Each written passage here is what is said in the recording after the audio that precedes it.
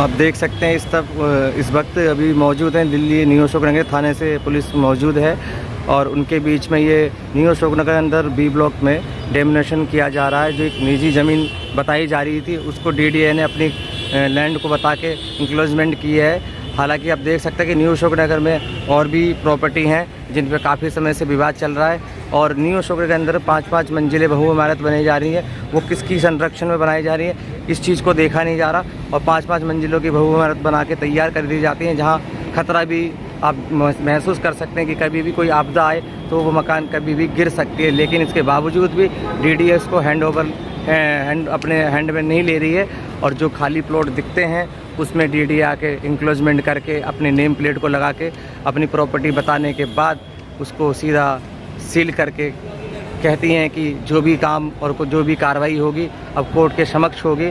Court में आने की दलील दे के वो सीधा पेपर ना दिखला के और सारी प्रॉपर्टी को तोड़ कर चली जाती है।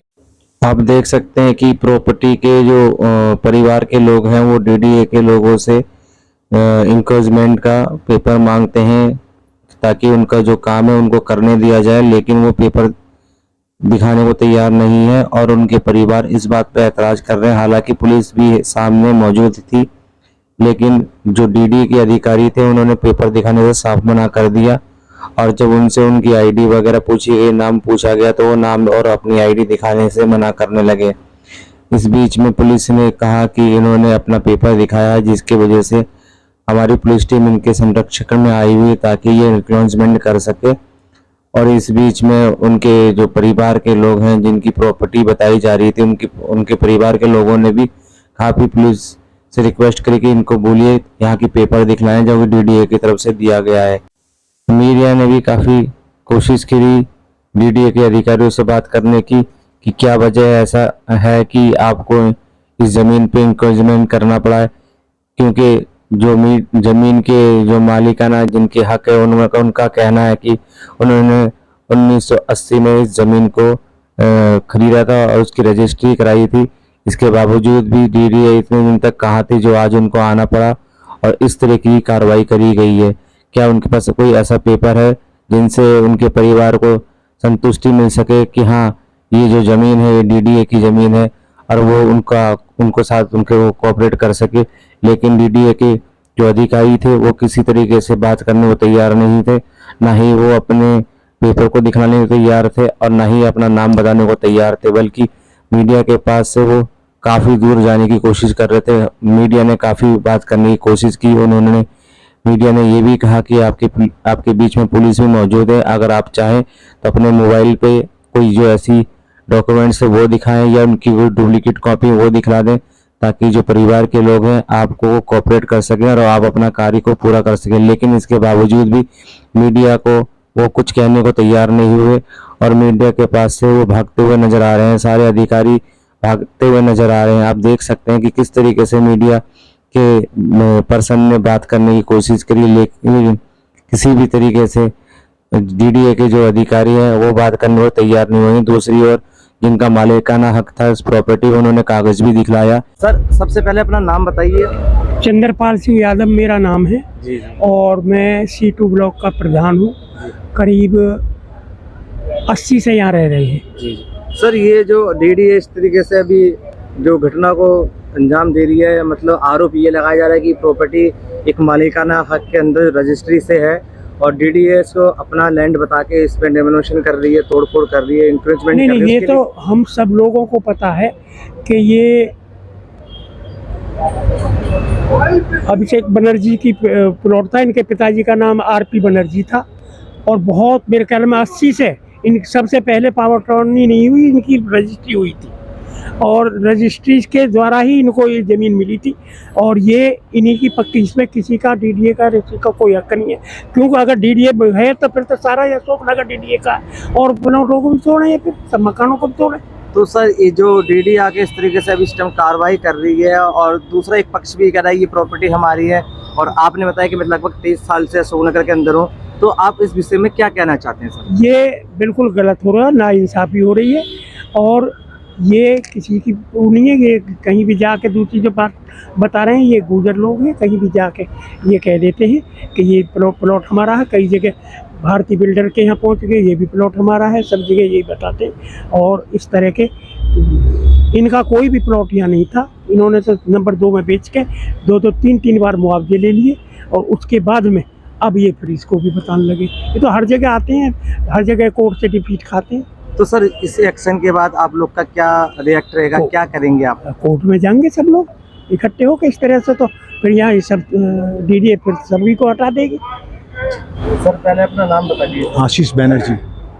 लाउड बोलिएगा सर। आशीष बनर्जी। सर ये जो अभी डीडीए ने जो अपनी कार्रवाई करी है आपकी प्रॉपर्टी पे, जो आप अपना बता रहे हैं सन 1980 के आसपास आपने इसे परचेज किया था। उस परचेज नहीं, ये इस इलाका का एकमात्र रजिस्टर्ड प्लॉट था, रजिस्टर्ड परचेज है। उसके बाद अभी जो इंक्रोचमेंट करी है, तोड़ फोड़ कराया ये दूसरे नंबर से, सर उसके लिए आप क्या कहना चाहते हैं? तो ये तो गलत है, पूरा ही गलत है। कुछ और नंबर ले आया, आके पुलिस पे प्रेशर दिया, देखिए पूरा दोनों मतलब गलत तरीके से इसको कह रहा है कब्जा करूंगा।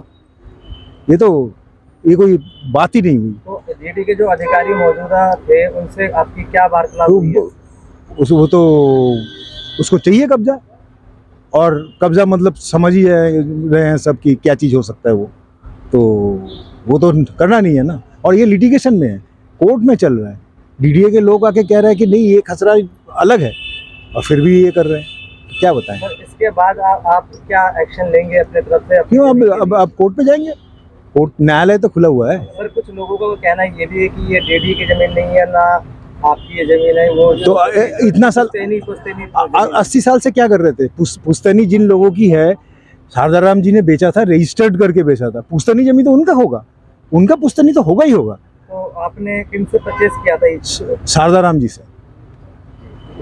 डीडीए ने अभी आपकी ज़मीन पे अतिक्रमण के नाम पे, कब्जा के नाम से डेमोलिशन किया है, इंक्रोचमेंट किया है, उसके विषय में आप क्या कहना चाहते हैं? और उनका ये कहना है कि जो प्रॉपर्टी है वो डीडीए की है। ये इलीगल डेमोलिशन हुआ है, ठीक है। इसके लिए डीडीए ने ना ही तो हमें कोई अपना डंडे दिखाया, ना कोई नोटिस दिया, ना ही कोई हमें इन्फॉर्मेशन दी है, और ना ही डीडीए से कोर्ट से कोई ऑर्डर है, ठीक है। डीडीए ने अपना नाम आइडेंटिफाई भी नहीं कराया, कोई क्लैरिफिकेशन नहीं है। खसरा नंबर 393-264/1 हमारा है, और 393-291 पे वो कह रहा है डीडीए कि ये हमारा खसरा है, जबकि जो कि कहीं से कोई क्लैरिफिकेशन नहीं, कोई डिमार्केशन रिपोर्ट नहीं है। इलीगल डिमार्केशन किया गया है, सब मिली भगत के साथ किया है। पुलिस को गुड फेथ में लेके गया, पुलिस से भी मिल के गया, ना ही तो डीडीए वाला कोई अपना नाम बता रहा है। और सिर्फ 2 लोग आगे डीडीए के, जिसमें कि जेसीबी भी प्राइवेट है, यूपी का ट्रैक्टर है, यूपी की प्राइवेट है, ठीक है, और यूपी का ही नंबर है जेसीबी का, और ट्रैक्टर नंबर जिसमें सामान उठाया गया, वो भी यूपी का नंबर है। दिल्ली से डीडीए की कोई भी हमें सर्विस नहीं दी गई है। डीडीए का कोई जेसीबी नहीं था, डीडीए का कोई डिपार्टमेंट नहीं था, डीडीए की कोई डेमोलिशन एलएमए से कोई टीम नहीं थी। प्राइवेट लोगों ने आके डेमोलिशन किया अपने आप को डीडीए का बताते हुए। मैडम आपने उनसे वेरीफाई किया होगा उनका नाम, उन्होंने पेपर वगैरह? उन्होंने तुरंत मना किया और कहा हम ये सब आपको कोर्ट में दिखाएंगे, ये प्रॉपर्टी हमारी है, जिसमें कि 1980 से हमारा कब्जा है, 1980 से हमारी सेल डीड है, हमारी सिक्योरिटी है, हमारी बाउंड्री बॉन्ड है, हमारा गेट लगा हुआ है, हमारे बिजली के मीटर है, 1980 से पानी है। हम एमसीडी को हाउस टैक्स दे के आ रहे हैं 40 साल से। उसमें आगे डीडीए कह रहा है कि खाली प्लॉट है तो हमारा है।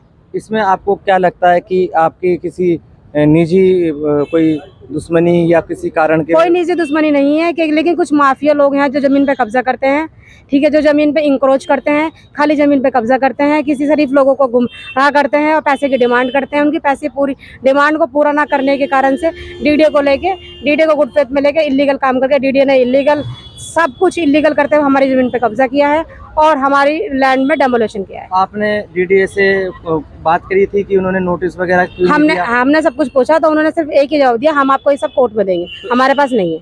ये जो एग्जामिनेशन के लिए आए और थे, जबकि पुलिस वालों ने ये वेरीफाई करा है कि इन्होंने हमें दिखा दिया है, जबकि पुलिस डिपार्टमेंट में के पास भी कोई डॉक्यूमेंट नहीं था हमें दिखाने के लिए। मैम ये जो तोड़ फोड़ करी गई है आपके प्लॉट पे, वो अचानक आके करी गई है? आप लोगों को नोटिस दिया? नहीं, कोई नोटिस नहीं था, अचानक से आके दी गई है। हमें सिर्फ पड़ोसियों से और कुछ बाहर के लोगों से इन्फॉर्मेशन गई है कि आपके प्रॉपर्टी डीडीए कब्जा करने आ गया है। तो आप देख सकते हैं कि जिस तरीके से यहाँ प्रॉपर्टी जो था इनकी अपनी निजी थी, और डीडीए के अधिकारी यहाँ पहुँच के अपने आप को डीडीए के अधिकारी बता रहे हैं, और उन्होंने इंक्रोचमेंट की है, तोड़ फोड़ करी है। डेमोलिशन करने के बाद अपने डीडीए की लैंड की नेम प्लेट लगा दी यहाँ पर, और उसके साथ साथ अगर इन्होंने जो उनकी एक आइडेंटिफाई के लिए पेपर मांगे, उन्होंने उस चीज़ से मना कर दिया साफ साफ कि हम वो चीज़ नहीं आपको दिखा सकते हैं और जो भी बात करनी है आप कोर्ट में करिएगा। हालांकि इन्होंने बहुत रिक्वेस्ट किया कि भाई जो पेपर है इंक्रोचमेंट का वो पेपर दिखला दें ताकि हम आपको आपकी कार्रवाई से ना रोकें, लेकिन इसके बावजूद भी उन्होंने इनके लिए इनके तरफ इनकी बातों पे कोई तवज्जो नहीं दी और पुलिस के बीच में आके इन्होंने संरक्षण में इन्होंने तोड़फोड़ करी है। हालांकि पूरा न्यू अशोक अगर देखा जाए तो डीडीए की लैंड है, 5-5 मंजिली बहुइमारत बन रही है और वो क्यों बन रही है इस चीज़ का कोई जवाब देने को तैयार नहीं है। लेकिन जो खाली प्लॉट दिखते हैं उस पर डीडीए आके अपना कब्जा करके सीधा सीधा ये बताती है कि ये डीडीए की लैंड थी। और उनका आरोप है, जो जिनकी प्रॉपर्टी है उनका आरोप ये भी है कि ये 1980 के करीब ये प्रॉपर्टी को लिया गया था, तब से अब तक कोई आया नहीं। जब उन्होंने ये बाउंड्री वॉल वगैरह लगाई और वो उन्होंने सोचा कि अब इसको बनाया जाए, इसी बीच में बनाने से पहले ही बाउंड्री वॉल को तोड़कर डीडीए ने अपने नेम प्लेट को लगा के अपना कब्जा दिखला दिया। मैं रिजवान खान, सूरज की रोशनी से, दिल्ली।